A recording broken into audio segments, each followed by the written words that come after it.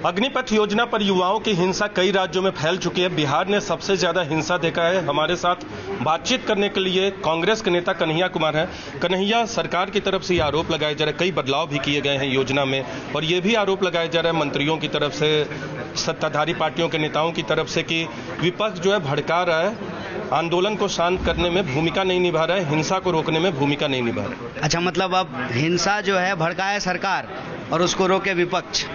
विपक्ष की बात अगर सुनती जनता तो विपक्ष की सरकार होती ना।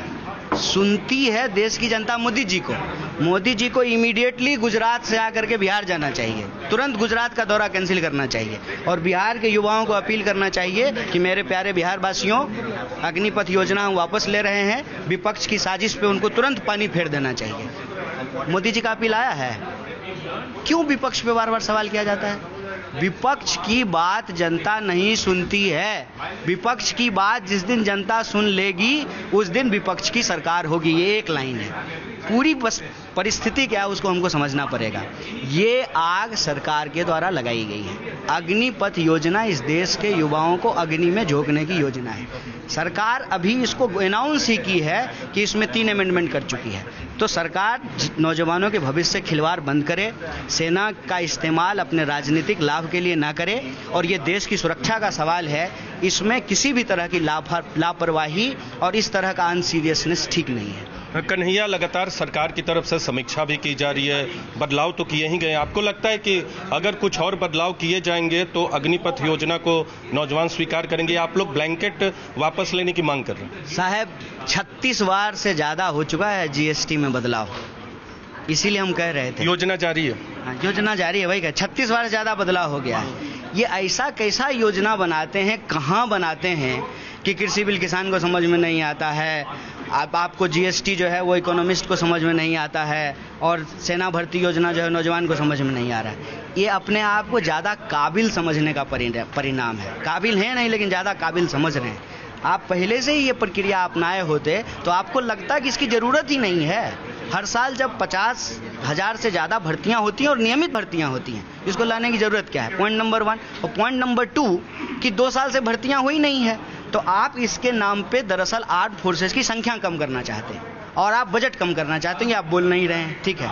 आर्म फोर्सेस की जो संख्या है उसको लेकर के इनको ये कहना है कि कोरोना के चलते भर्ती नहीं ले पाए। चुनाव हुआ पूरे देश में, रैलियां हुई, भाषण हुआ, नेता बने लोग, एमपी बने, ठीक है, एमएलए बने, लेकिन लोग सेना में नहीं जा सकते। ये कैसा बहाना है साहब? आप लोग का भी सत्याग्रह है, कैसे समर्थन करेंगे इस आंदोलन का? आप लोगों ने अपील किया कि हिंसा नहीं होनी चाहिए। शांतिपूर्ण तरीके से सत्य और अहिंसा के साथ हम लोग इस आंदोलन में शामिल हैं और सरकार से अपील करते हैं भारतीय राष्ट्रीय कांग्रेस की तरफ से कि इस योजना को इमीडिएटली तुरंत प्रभाव से वापस लें। तो अग्निपथ योजना को वापस लेने की मांग सरकार से की जा रही है। आंदोलन को कांग्रेस पार्टी समर्थन दे रही है, लेकिन हिंसा न करने की अपील भी की जा रही है। कैमरा पर्सन चंदन के साथ नीरज कुमार, न्यूज़ 18 इंडिया, दिल्ली।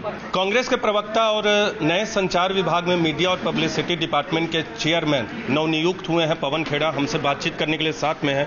नौजवानों के मसले पे आप लोगों ने विरोध किया है, सत्याग्रह करने का प्लानिंग है कल जंतर मंतर पे, क्या कुछ किया जाएगा उसमें अग्निपथ स्कीम के मसले पर, और आप लोग की मुख्य मांग क्या है? हमारा जो कल का धरना है, शांतिपूर्ण तरीके से हम सरकार का ध्यान इस तरफ आकर्षित करेंगे कि देखिए नौजवान गुस्से में है, सड़कों पर है, और ये इस देश के लिए, इस समाज के लिए अच्छी बात नहीं होती। तो इस योजना को आप तुरंत वापस लीजिए, कमेटी में भेजिए, सिलेक्ट कमेटी में, वहां चर्चा कीजिए और तमाम स्टेक होल्डर से बात करने के पश्चात आपको इस तरह की स्कीम लानी चाहिए। पवन जी, राहुल गांधी की से ईडी की पूछताछ हो रही है। आप लोग भी लगातार विरोध प्रदर्शन कर रहे थे कि ईडी जो है परेशान करे राहुल गांधी को, और दूसरी तरफ अग्निपथ योजना पर देश भर में हिंसा हो रही है। तो आप लोग के आंदोलन में या विरोध में बदलाव हुआ है? क्योंकि कल जब आप लोग अग्निपथ योजना के मसले पर बैठेंगे जंतर मंतर पे, तो राहुल गांधी से जो पूछताछ हो रही है उस मसले पर भी विरोध होगा? वो अलग मुद्दा है, यह अलग मसला है। इस मसले से करोड़ों नौजवानों का भविष्य जुड़ा हुआ है। उस मसले में स्पष्ट है कि विपक्ष के खिलाफ एजेंसियों का जो दुरुपयोग हो रहा है उसके खिलाफ हम सड़कों पर हैं। दोनों मुद्दे महत्वपूर्ण हैं, लेकिन इस मुद्दे में करोड़ों नौजवानों का मामला है, तो उसमें हमें शामिल होना हमारा कर्तव्य भी है और अधिकार भी है। बहुत हिंसा हुई है, करोड़ों की संपत्तियों का नुकसान हुआ है, ट्रेन जला दिए गए, 13 राज्यों में हिंसा फैल चुकी है। तो आप लोगों ने आंदोलन का समर्थन जरूर किया, लेकिन आरोप भी ये लगाया जा रहा है सत्ताधारी पार्टी की तरफ से, सत्ताधारी दल की तरफ से, कि विपक्ष जो है नौजवानों के उग्रता में को हवा देने का काम कर रहा है।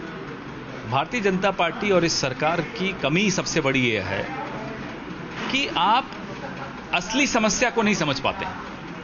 रोहित वेमुला के वक्त बोला साहब बाहर से कोई लोग आग लगा रहे हैं, आप देखिए सीएए के वक्त यही कहा, किसानों के आंदोलन के वक्त यही कहा।